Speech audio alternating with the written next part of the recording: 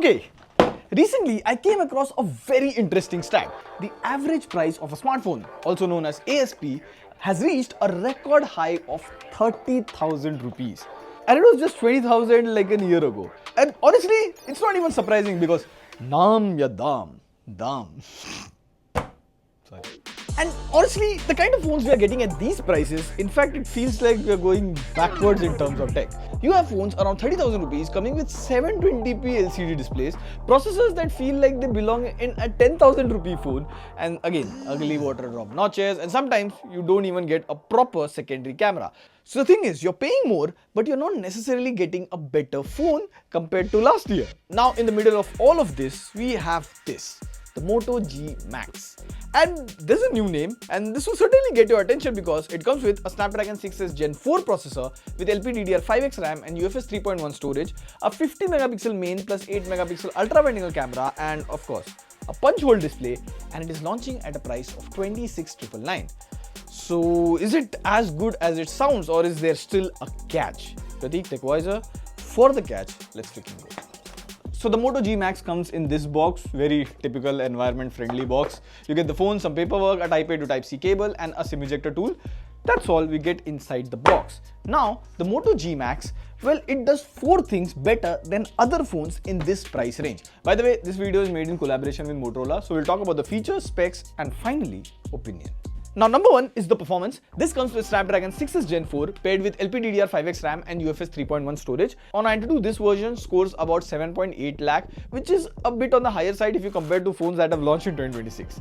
And let's see how these better specs come in play in real life usage. So side by side with the Realme 16T, we'll do a video export test on the VN app. I have the same video project with filters, text and audio in 1440p.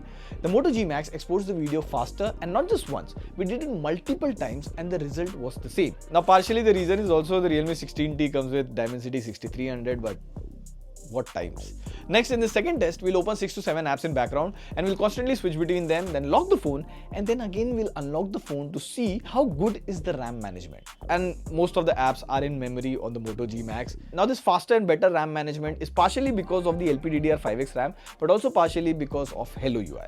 Now, along with this, we also played BGMI on the G Max. You can play in max graphics at 60 FPS, and in our experience, the gameplay was smooth. So when it comes to performance, the Moto G Max is actually looking quite good. And this is exactly what I mean when I say the better RAM and storage aren't just numbers on the spec sheet. If you pair it with a compatible processor, they actually make a difference in real life. Now, the second thing is cameras. The good part is, where other phones are coming with a single camera, here you get a main 50 megapixel as well as a 8 megapixel ultra wide angle camera setup. Now, do note that there is no OIS on the main camera. Now, we took some photos in daylight. It came out pretty well. If you see the blues of the sky or the greens of grass and the trees, the colors come out pretty good. Even the skin tones were closer to natural as it looks like in real life. And it's not just daylight conditions, even in indoor lighting situation, it gets the color, skin tone and all closer to natural. Now, photos on the ultra wide angle camera, they are decent enough. On the front, you get a 32 megapixel front selfie camera, and the photos from it are pretty similar to the main camera in terms of color and skin tone. In videos, this can shoot max in 2K 30 FPS from the rear camera, and from the front, it can shoot in 2K 30 FPS. Now, one interesting thing here is we can shoot dual capture videos as well. Here, I can choose between 2 video layouts to record. Now, this can be useful if you're recording something while also showing your reaction, or if you're vlogging about a place and you want to show the place and your reaction at the same time. Good for that quick 60-second story. And this is also possible because the processor can handle simultaneous 1080p footage from 2 different sensors. Now, third thing is the software. The Moto G Max comes with Hello UI based on Android 16. Now, Hello UI has quite a lot of features, and out of all of that, I really like this quick launch feature. Now, whenever I have to order some groceries, I can just double tap on the back and blink it opens over here. Practical, and I use it every single day. Next, you get Moto Secure. So we have this feature called Protect from Online Scammers. So I was trying to open this website that I received in a spam SMS, and before it even loaded, Hello UI popped up this warning telling me that this website could be risky. Now, obviously, you can still continue if you trust it, but if it is a phishing or a scam website, this one warning could save you from getting scammed. Then there's also Secure folder. So if you have some apps that are close to your heart, you can keep them there. and it can't be accessed by other users, and it is also not visible in plain sight. Then there is also Smart Connect. I can connect my Windows laptop, transfer files wirelessly on my Motorola phone. I can even copy paste link, other text. In fact, I can use my Motorola phone's camera as a webcam on the laptop. And not just laptop, I can even connect my phone to a TV, just that the TV has to support Miracast, and the connection can be easily done wirelessly. So this way I can just play games on the bigger screen, or I can have a Google TV type interface to just watch content on a bigger screen. Now in terms of update, Motorola promises the G Max will get 2 years of software as well as 3 years of security update. Now if you want to know more about Hello UI features, we recently made a video that you can check it out over here.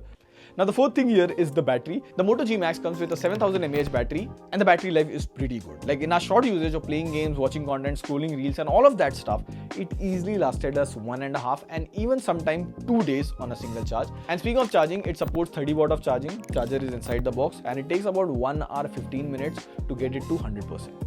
So these were the 4 things that separates the Moto G Max from other phones in this price range. Now the Moto G Max comes in this satin inspired finish, which gives the phone a pretty premium feel. Like, listen to the sound. And the best part is it doesn't attract fingerprint at all. We have the stargazer color with us, and when the light hits back, you can see the subtle change in the texture and the color. It looks quite nice. And despite having a massive 7000 mAh battery inside, the phone feels quite comfortable to hold. Like, see?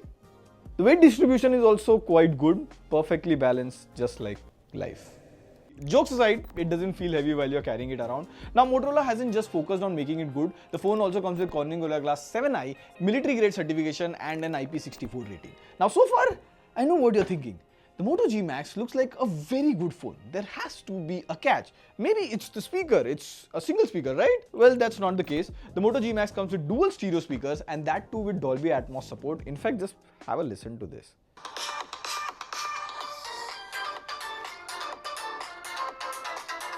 Like, the bass is so good. In fact, this is the loudest speaker I have heard in quite some time. Like, if you're watching content on speakers, you will love it. Also, it has a headphone jack, so I can plug in my wired earphones as well. But again, the catch is not the audio. Then where exactly is the catch? Well, there is a small catch with the display.